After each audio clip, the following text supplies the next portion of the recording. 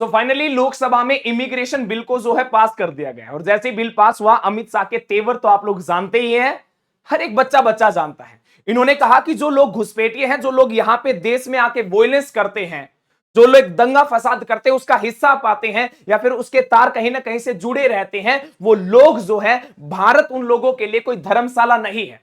दो टूक शब्दों में उन्होंने अपने शब्द कहे और भैया सबको जो है एक तरफा कर दिया।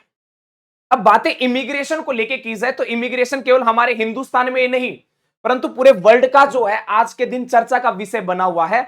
कुछ दिन पहले ही जो सबसे ज्यादा एक्टिव जो आपको लगा, जो इमिग्रेशन को लेके बड़ा एक्टिव थे, वो थे हमारे डोनाल्ड ट्रंप, अमेरिका के राष्ट्रपति, जिन्होंने हमारे भारत को 15 उन देशों की लिस्ट में शामिल कर दिया है जो कि उनका सहयोग नहीं करते। किस प्रकार का सहयोग नहीं करते? अमेरिका का इमिग्रेशन का एक डिपार्टमेंट है जिसको आईसीई के नाम से जाना जाता है। उन्होंने ये कहा है कि जो अनडॉक्यूमेंटेड तरीके से जो लोग जिनके डॉक्यूमेंट्स प्रॉपरली नहीं है, जो अमेरिका में रहते हैं, भारत के ही है, जो कि जिनके पास डॉक्यूमेंट्स नहीं है, उनको जब भारत लौटाने की बातें की गई है तो भारत ने उन्हें स्वीकार करने से साफ साफ मना कर दिया गया है कि हम लोग नहीं रखेंगे इनको, या फिर इस मुद्दे पे जो है वो बातचीत नहीं की है। तो इस मुद्दे को लेके भी इमिग्रेशन डिपार्टमेंट ने भारत को 15 और देश, जिसमें इराक भी है, दक्षिण सूडान है, उसकी लिस्ट में जो है डाल दिया है। हालांकि अगर देखा जाए पूरे एशिया में से सबसे ज्यादा जो लोग जो है वो भारत के ही हैं, जो अमेरिका के अंदर रहते हैं। तो चर्चा का विषय तो बना हुआ है। हालांकि हमारे देश की बातें की जाए तो इमिग्रेशन जो बिल है वो आमतौर पर सबसे ज्यादा हाईली एक्टिव जो है वो बांग्लादेशियों के लिए है, क्योंकि एक स्टेटमेंट आया था किरण रिजिजू जी का, जिन्होंने ये कहा था 2 करोड़ से अधिक लोग ऐसे हैं जिनके पास में प्रॉपर डॉक्यूमेंट्स नहीं है और वो लोग जो है हमारे देश में रह रहे हैं। अब वो देश में रह रहे हैं, वो हिंसा कर रहे हैं, हिंसा का भी समर्थन कर रहे हैं, डायरेक्ट या इनडायरेक्ट उन लोगों के लिंक जो है हमारे देश को हानि पहुंचाने के लिए, ठेस पहुंचाने के लिए उनके पाए जा रहे हैं। अभी हाल फिलहाल की बातें की जाए तो आप लोगों ने मालदा के अंदर वॉयलेंस के बारे में सुना होगा कि मालदा के अंदर जो वॉयलेंस हुआ, यहां तक कि जो नागपुर के अंदर जो वॉयलेंस हुआ है, उसका मास्टरमाइंड के जो लिंक जो है वो डायरेक्ट बांग्लादेशी से मिले हैं। अब ऐसा क्या रीजन है कि 2 करोड़ से अधिक लोग जिनके पास में प्रॉपर डॉक्यूमेंट्स नहीं है, वो हमारे देश भारत में आए कहां से? मेन मुद्दा है इस बात का। 2 करोड़ तो एक ऐसा डेटा है, ये फिक्स नहीं है, 2 करोड़ से ज्यादा भी हो सकते हैं, क्योंकि ये डेटा एक ऐसा डेटा है, आगे मैं आप लोगों को दिखाऊंगा, जो कि जिसके ऊपर कथित रूप से कहीं से आपको प्रॉपर डेटा मिलेगा नहीं कि कितने लोग जो है बांग्लादेश से हमारे देश में आए हैं, जो रोहिंग्या जो है वो यहां पे रह रहे हैं, जो दंगे फसादों के अंदर जिनका नाम भी है, जो किसी और फील्ड में भी जो काम भी कर रहे हैं, वो किस प्रकार से आए हैं, इनका कभी भी प्रॉपर डेटा अभी तक तो किसी भी सरकारी वेबसाइट पे आपको मिलेगा नहीं। हालांकि अगर देखा जाए तो ये बांग्लादेश का नक्शा है, बांग्लादेश के साथ साथ में इंडिया का भी आप लोग मैप देख रहे होंगे, तो इसके जो नेबर में जो लगता है वो मिजोरम है, त्रिपुरा है, असम है, मेघालय है, वेस्ट बंगाल है और बिहार है। तो ये लोग क्या करते हैं, जो बॉर्डर वाले जो लोग होते हैं, ये खेती बाड़ी के तरीके से या फिर किसी और पर्पज से क्या कर जाते हैं, बाउंड्री को क्रॉस कर जाते हैं। अब आप लोग ये सोचोगे कि बाउंड्री को क्रॉस ऐसे क्यों कर जाते हैं? क्या हमारे देश के सैनिक नहीं है? हमारे देश के सैनिक है बाउंड्रियों पे, परंतु अगर आप लोग बातें करो ना टीएमसी की, तो टीएमसी के एक नेता है, उन्होंने ये कहा कि जो बांग्लादेश की जो सीमा जो भारत के साथ में लगती है वो 4096.7 किलोमीटर लगती है, जिसमें से देखा जाए तो 865 किलोमीटर पर अभी भी बाढ़ लगाई जानी है। तो 865 किलोमीटर वो एरिया है जहां पे बाढ़ नहीं लगाई गई है।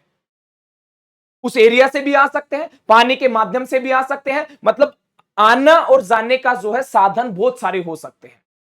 अब इस रैकेट्स के बारे में इसका भांडाफोड़ भी हुआ है, और भांडा कैसे फूटा है, तो अभी फिलहाल रिसेंटली बातें की जाए तो दिल्ली पुलिस ने एक फर्जी पहचान दस्तावेज, क्योंकि इंडिया में रह रहा है तो आधार कार्ड चाहिए होगा। फिलहाल पीछे से भी एक न्यूज आई थी जिसको भी मैंने जो है सोर्स के माध्यम से कवर भी किया था। एक ऐसा व्यक्ति था जिसके पास में 5-5 आधार कार्ड थे, 3-3 पासपोर्ट थे, सारे के सारे डुप्लीकेट। तो ये आधार कार्ड कोई ना कोई तो बनवा के दे रहा है, तो हमारे देश में भी इनको सपोर्ट करने वाले कोई ना कोई लोग तो बैठे हैं। जैसे हालांकि पीछे काफी समय पहले की बातें हैं, जब आम आदमी पार्टी का भी इसके अंदर नाम आया था, तो कोई एक पार्टी तो हो नहीं सकती, कोई एक व्यक्ति तो हो नहीं सकता जो कि 2 करोड़ लोगों को हमारे हिंदुस्तान में रखे। तो इसके अंदर जो है काफी सारे लोग मिलेंगे, काफी सारी पार्टियां ये इसके अंदर इन्वॉल्व होंगी। हालांकि ये सरकार का मंथन रहेगा, इसके ऊपर सरकार को फैसला लेना कि कौन कहां और कैसे। हमारा काम है आप लोगों तक सूचना पहुंचाना, उसके ऊपर मैं बातें कर रहा हूं। ध्यान देना, इसका जो लोग जिनके पास में फर्जीवाड़े के साथ में, जिनके पास में प्रॉपर डॉक्यूमेंट्स नहीं है, उसका एक सिंडिकेट हमारे भारत में रह रहा है। एक सीमा पार मनी लॉन्ड्रिंग रैकेट का पर्दाफाश किया गया है, जो कि डिजिटल भुगतान एप्स के माध्यम से बांग्लादेश पैसे भेज रहा है। और ये कहां पे? हमारे देश की राजधानी दिल्ली से पैसा भेजा जा रहा है बांग्लादेश में। तो इसके तार कहां कहां से जुड़े होंगे आप लोग भी सोच सकते हैं। रोज जो है ऐसे ऐसे लोग पकड़े जाते हैं जो कि इलीगल तरीके से हमारे देश में जो है रह रहे हैं। जब कुंभ का मेला हुआ था तो उसके अंदर भी बहुत सारे लोग ऐसे पकड़े गए थे जिनके पास में प्रॉपर डॉक्यूमेंट्स नहीं थे। जब उनकी जांच हुई तो वो बांग्लादेश के ही मिले। तो इन्हीं चीजों को रोका गया है। और हालांकि अगर देखा जाए, मैंने आप लोगों को पहले भी बताया था, जो हमारे पास में अभी तक रियल डेटा अवेलेबल है ही नहीं कि कितने बांग्लादेश के लोग जो है इलीगल तरीके से हमारे भारत देश में रह रहे हैं।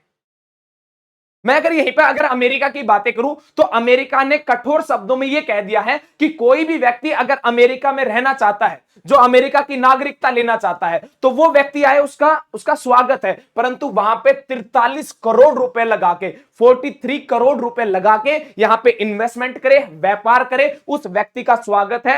वहां की अमेरिका की जो सरकार है, उस व्यक्ति के लिए जो है गोल्ड कार्ड का ऐलान किया गया है कि गोल्ड कार्ड बनाया जाएगा और प्रॉपरली तरीके से आप लोगों को इस देश का जो है वासी जो है नागरिकता जो है वो प्रोवाइड करवा दी जाएगी।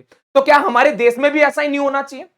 जो इलीगल तरीके से रह रहे हैं, हमारे देश को, हमारी यहां की प्रॉपर्टीज को नुकसान जो पहुंचा रहे हैं, जगह जगह, कभी नागपुर कभी मालदा के जगह, इनके अंदर जो वॉयलेंस का पीछे जो मास्टरमाइंड पाया जा रहा है वो बांग्लादेशी पाया जा रहा है। तो इनके ऊपर भी कठोर से कठोर कानून भी बनना चाहिए। इनके लिए भी ऐसा ही प्रावधान होना चाहिए कि भैया दिन हमारे देश में आना है, पैसा खर्च करो, व्यापार को बढ़ाओ, भैया स्वागत है। नहीं तो प्रॉपर कानून होना चाहिए, प्रॉपर इन लोगों पे नकेल लगनी चाहिए ताकि हमारा देश जो है उसको हानि ना पहुंचे। बाकी आप लोगों की क्या राय है कमेंट बॉक्स में जरूर बताना। इस मुद्दे के ऊपर आपका क्या कहना है जरूर बताना। आज के लिए इतना ही। जय हिंद, जय भारत।